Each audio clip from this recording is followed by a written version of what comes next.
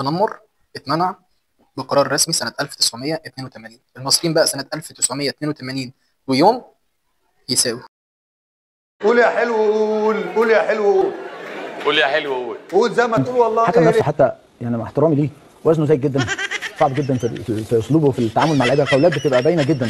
لكن في مؤهلات، يمكن الحكم نفسه طلع قال لك لاتنبرج قال لي انا ما ينفعش اكون حكم، وطلع قال الرئيس لجنه الحكام اللي فات قال لي انا ما ينفعش اكون حكم اساسي. اولا انت حكم وزنك زايد جدا، حركته حتى في الملعب بطيئه جدا، رد فعله حتى قليل قوي بالمناسبه هو الحكم ده في اختبارات كوبر اللي فاتت للحكام هو جايب صفر وسالب في كل اختبارات كوبر.